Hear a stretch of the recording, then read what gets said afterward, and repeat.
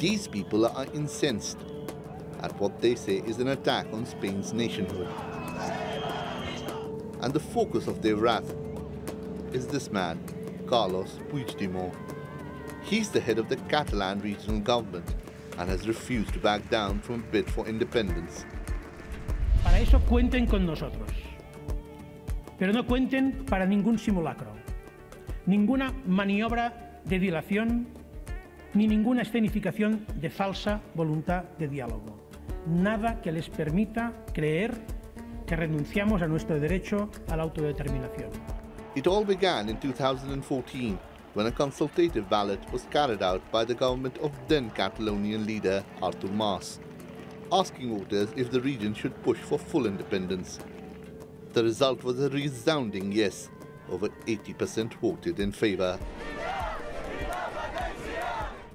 But Spain's central government, led then by current Prime Minister Mariano Rajoy, completely dismissed the exercise, calling it a political ploy. More importantly, the country's main constitutional court ruled that polling was against an earlier order. It had said the referendum was in breach of the constitution. Artur Mas has since stepped down and is currently on trial for carrying out the ballot despite the court order.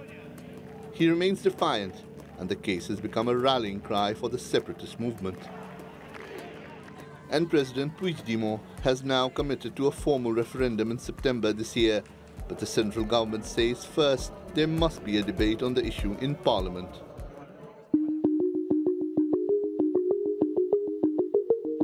Catalonia is the second largest of Spain's 17 autonomous regions, but is the largest contributor to the economy, making up 20% of Spain's GDP.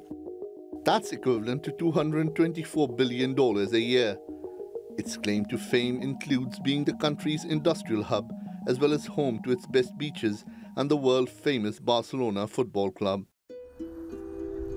Despite this contribution, many Catalonians feel that their culture and language are not given enough importance by the central government. And they also feel federal enclave Madrid is given preferential treatment in terms of development funds, despite Catalonia's much greater contribution to the national exchequer. That's a particularly bitter pill to swallow, and it's fueled the push for full autonomy. That set the stage for the biggest political confrontation since Spain's civil war in the 1930s, when Catalonia was the last region to fall to the fascists, fighting to the bitter end. Will they succeed this time, where once they had failed? Shoaib Hassan, the Newsmakers.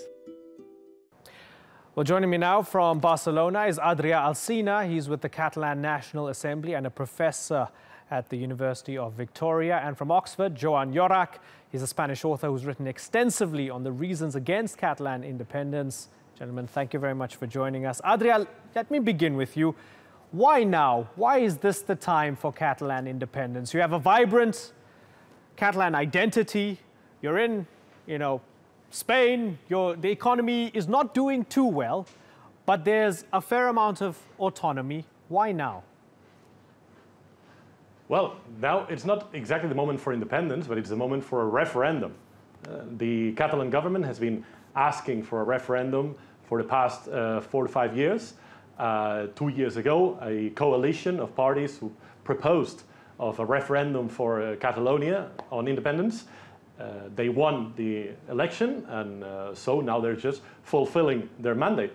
So it's not about whether it's time or not, it's whether the people of Catalonia want it or not, and they've demonstrated widely that they want to hold a referendum. Whether or not they want independence or not, that's up to the result of the referendum itself. Okay, so Joan, is that fair?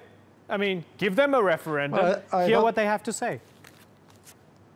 Well, I think that's not exactly the case. The parties in favor of independence proposed that the last election would be the substitute of a referendum. And they got less than 48% of the vote. And in their platform, they didn't have a referendum of independence. They did have a referendum to validate the constitution that would be done after independence had been won at the election. And the election, on their own terms, wasn't won. Joan, the president of the Catalonia regional government, do you think he is being self-serving here? Well, I think he has a deep desire, as many other leaders in favor of independence, that since very early on in their lives, they have a desire for independent Catalonia, and they honestly believe it is the best for the future of Catalonia. I mean, they do believe it. Do you think it would have terrible ramifications, Joan, if they have a referendum and they say yes? How's that going to affect Madrid? Well, for me, a yes would have the same effect that Brexit may have in the UK. That's why I'm against the referendum, because it would be gambling the future the same way that David Cameron gambled the future of the UK. And now pretty much everyone agrees that his decision to hold a referendum was a mistake. I mean, from people at the very left, like Owen Jones, to the very right, like John Major, they all say, look, I mean, Cameron has been one of the worst prime ministers precisely for his decision to hold a referendum. Okay, so Adria, did I just understand that Mr. Llorach is saying that everyone agrees that holding a referendum on Brexit was a huge mistake and that everybody agrees on it? Because, I mean, they are going to a new election and, well, I think that British people have to validate whether it was a good decision or not to hold a referendum. I don't think it's up to Mr. Llorach to judge whether it was a good decision to hold a referendum or not.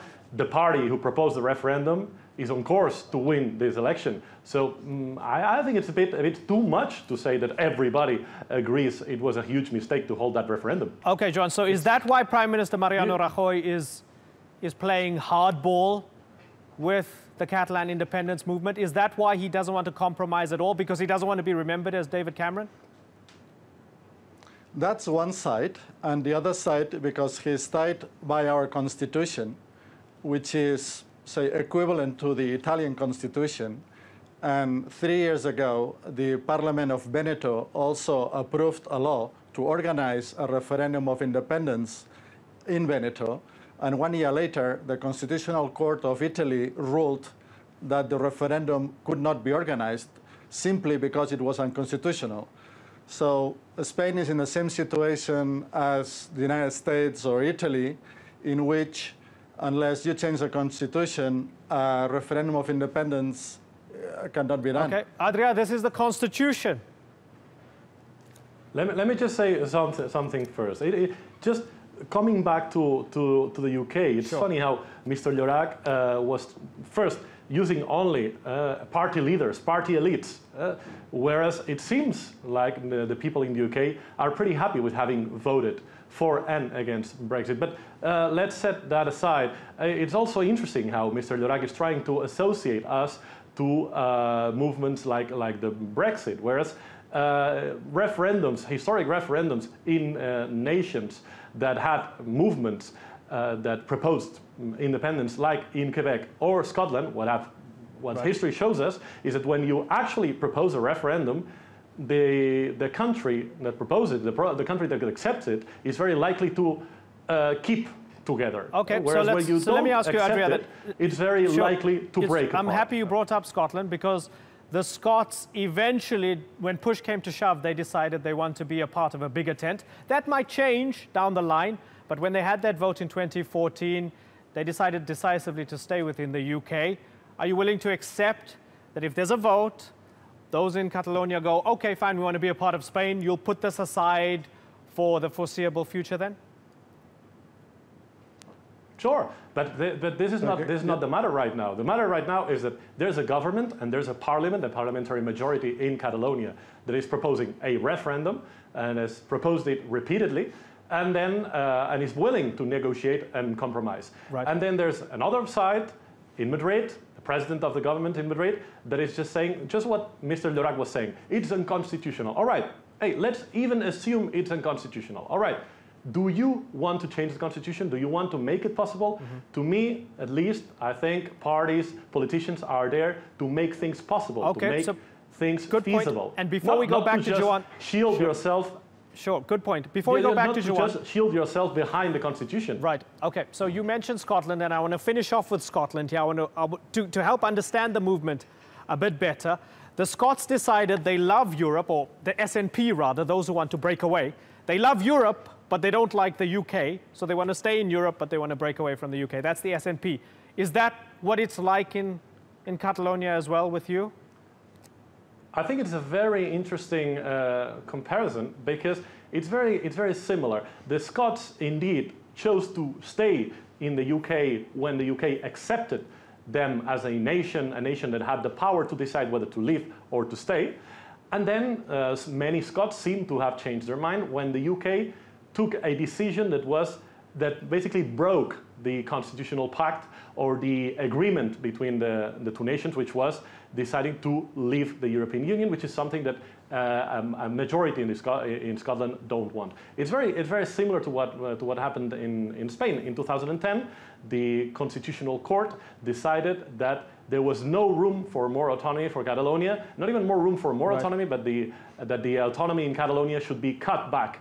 So therefore, there's a clear violation of the Constitutional Pact. There's a clear breakout with what we all agreed for, we all agreed with, and therefore the Catalans are slowly choosing and changing their minds, and why not try it alone? Okay. And stay within the European Union directly. Sure, let me ask Joan. So you mentioned the Constitution. From me trying to read up on this story, a lot of people who are anti-Catalan independence, mention the Constitution as well. There was even the possibility, it says the Spanish government could activate Article 155 of the Constitution, suspending Catalan autonomy if this referendum goes forward.